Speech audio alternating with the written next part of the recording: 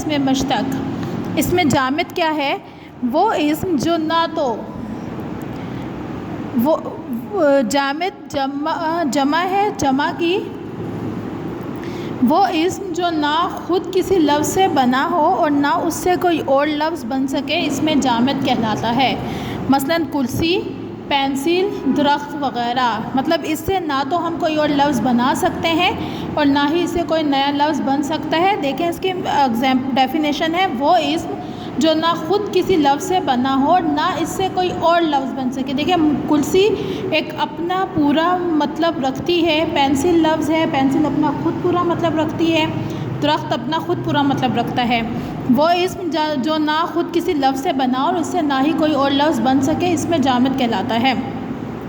اس میں مصدر وہ اسم جو خود تو کسی اسم سے نہ بنا ہو لیکن مقررہ قاعدوں کے مطابق کہ وہ اسم ہے، اسم کہا جاتا ہے کسی بھی چیز کے نام کو، جگہ کے نام کو۔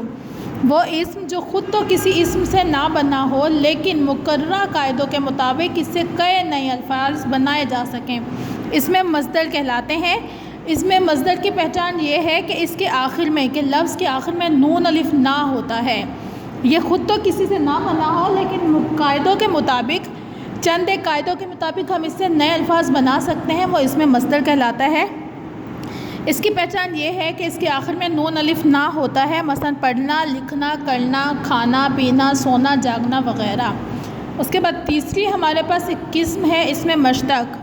اس میں جامد ایسا لفظ جو اپنے معنی خود پورا رکھتا ہو، جو نہ کسی لفظ سے بنا ہو اور نہ کسی اس سے کوئی اور لفظ بنایا جا سکے۔ اس میں مصدر وہ جو خود تو نہ کسی لفظ سے بنا ہو لیکن قاعدوں کے مطابق مختلف طریقوں کے ساتھ اس سے مزید نئے لفظ بنائے جا سکیں۔ اس میں مشتق وہ اسم ہے جو خود تو کسی لفظ سے بنا ہو لیکن اس سے کوئی اور لفظ نہ بن سکے، مطلب خود تو کسی لفظ سے بنا ہو۔ اب کسی لفظ مصدر سے مطلب لیا جاتا ہے۔ اب ایسے الفاظ جو خود تو مصدر سے بنے ہوں لیکن اس سے کوئی اور لفظ نہ بن سکے، اس میں مشتق کہلاتے ہیں۔ جی، اس میں مشتق جو خود تو مصدر سے بنا ہو لیکن اس سے مزید لفظ نہ بن سکے، اس میں مشتق کہلاتا ہے۔ مثلا پڑھنا سے پڑھائی، گھبرانا سے گھبراہٹ، لکھنا سے لکھائی وغیرہ۔ مطلب دیکھیں یہاں پہ اب پڑھنا سے پڑھائی بن گیا یا مصدر سے نیا لفظ بن گیا، گھبرانا سے گھبراہٹ، گھبرانا سے مصدر سے یہ نیا لفظ گھبراہٹ بن گیا، لکھنا سے لکھائی، اب لکھنا سے نیا لفظ لکھائی بن گیا۔ اب ہے سرگرمی نمبر 1۔ اس میں جامد وہ لفظ جو خود تو نہ کسی لفظ سے بنا ہو نہ اس سے مزید کوئی لفظ بن سکے، مطلب وہ اپنے آپ میں مکمل ہو، اس سے نہ کوئی کمی ہو اور نہ ہی اس سے کوئی مزید لفظ بنایا جا سکے۔ اس میں مصدر ایسا جو خود تو کسی اسم سے نہ بنا ہو لیکن اس سے مزید لفظ بنائے جا سکتے ہیں۔ اور اس میں مصدر کی سب سے اسپیشل پہچان جو ہے وہ یہ ہے کہ ہر لفظ کے آخر میں نون الف نہ آتا ہے۔ اس کے بعد اس میں مشتق ہے جو مصدر سے نکل کر بنا ہو، مطلب اب لکھنا سے لکھائی، پڑھنا سے پڑھائی، گھبرانا سے گھبراہٹ، کھیلنا سے کھلائی، دھونا سے دھلائی، تو ایسے لفظ جو مصدر سے نکل کر بنے ہوں وہ اس میں مشتق کہلاتے ہیں۔ اب یہاں پہ سرگرمی نمبر 1 ہے، دیے گئے جملوں میں اس میں جامد کے گرد دائرہ لگائیں۔ اب ہم نے ایسے جملوں میں سے اب ایسے اسم اس میں مصدر کے گرد دائرہ، جامد کے گرد دائرہ لگانا ہے جو اپنا مطلب پورا لگتے ہیں اور ان کو کسی دوسرے لفظ کی یا نئے لفظ کی ضرورت پیش نہیں آتی۔ یہاں پہ دیکھیں جہلم ایک مشہور دریا ہے، یہاں پہ ہم نے جہلم کے گرد دائرہ کیا کیونکہ جہلم اپنا پورا ایک جگہ کا نام ہے، وہ اپنے پورے معنی دے رہا ہے۔ اس کے بعد فیصل کا ارادہ چٹان کی طرح مضبوط ہے، فیصل یہ پورا ایک مکمل لفظ ہے، اس میں جامد ہے۔ یہ کتاب بہترین ساتھی ہے، کتاب اس میں جامد ہے، مکمل لفظ ہے۔ استری گرم ہے، استری ایک مکمل لفظ ہے۔ میں قلم سے لکھتا ہوں، قلم ایک مکمل لفظ ہے۔ درخت فضائی آلودگی کم کرنے میں اہم کردار ادا کرتے ہیں، درخت ایک مکمل لفظ ہے۔ محنت کامیابی کی کنجی ہے، کنجی چابی کو کہا جاتا ہے، یہ ایک مکمل اور واضح لفظ ہے۔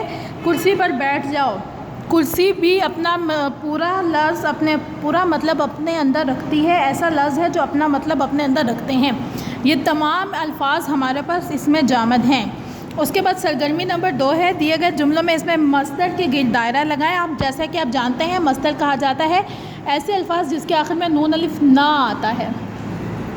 اب سچ بولنا بہت اچھی عادت ہے، بولنا علم حاصل کرنا ہر مسلمان پر فرض ہے کرنا۔ آؤ کھیلنا شروع کریں کھیلنا۔ آج کا کام کل پر چھوڑنا ٹھیک نہیں چھوڑنا۔ کتابیں پڑھنا بہترین مشغلہ ہے پڑھنا۔ کسی کا دل توڑنا بری عادت ہے توڑنا۔ مجھے آج لاہور جانا ہے جانا۔ صبح سویرے اٹھنا اچھی عادت ہے اٹھنا۔ یہ تمام الفاظ اس میں مصدر ہیں۔ اس کے بعد آپ کے قواعد و انشاء کے صفحہ نمبر 12 پر سرگرمی نمبر 3 ہے کہ اس میں مشتق کا استعمال کرتے ہوئے جملے مکمل کیجیے۔ ہم نے ان جملوں میں اس میں مشتق کا استعمال کرنا ہے۔ کپڑوں کی سلائی دے دو، یہاں پہ سلائی کی جگہ دھلائی بھی آ سکتی ہے۔ کپڑوں کی سلائی دے دو، وہ ہاکی کا بہت اچھا کھلاڑی ہے۔ اب دیکھو سلائی، سلانا سے سلائی، وہ ہاکی کا بہت اچھا کھلاڑی ہے، کھیلنا سے کھلاڑی۔ سعدیہ کے چہرے پر مسکراہٹ تھی، مسکرانا سے مسکراہٹ۔ اب یہ سارے الفاظ جو ہیں وہ اس میں مشتق سے نکلے، وہ اس میں مصدر سے نکلے ہیں، اور اس میں مصدر سے نکل کر جو نیا الفاظ بنتا ہے وہ اس میں مشتق کہلاتا ہے۔ فصل کی کٹائی شروع ہو گئی، کٹنا سے کٹائی۔ ہندو بدھ کی پوجا کرتے ہیں، پوجا، پوجنا سے پوجا۔ تالاب کے پانی میں مینڈک تھا، زیادہ کام کرنے سے تھکاوٹ ہو جاتی ہے۔ انسان اپنا بویا ہی کاٹتا ہے۔ یہ تمام الفاظ اس میں مشتق ہیں جو اس میں مصدر سے مل کر بنے ہیں۔ اس کے بعد سرگرمی نمبر 4 ہے، ذیل میں دیے ہوئے اسموں میں سے اس میں جامد، اس میں مشتق اور اس میں مصدر الگ الگ کیجیے۔ اب ہمارے پاس الفاظ ہیں لکھنا، لکھاری، ساہیوال، دیوار، چگنا، پانی، مسجد، اسکول، بلی، لڑاکا، رونا، جاگنا، میز، دولت، قلم، مسکراہٹ، دوڑنے والا، چٹان، چھوڑنا، دھلائی۔ اب ہم نے سب سے پہلے اس میں جامد دیکھنا ہے، لکھنا، اس میں مصدر میں آئے گا کیونکہ یہ نون الف نا ہے، لکھنا اس میں مصدر کا لفظ ہے تو مصدر میں آئے گا۔ اس کے بعد لکھاری،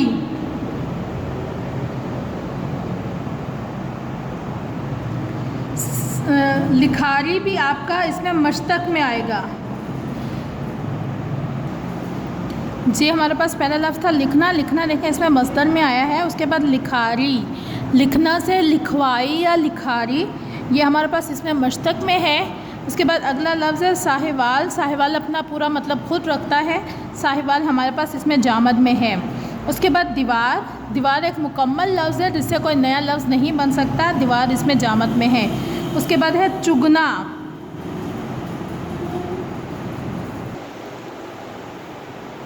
جی اس کے بعد ہے چگنا، چگنا دیکھیں نون الف نا ہے، یہ اس میں مصدر ہے۔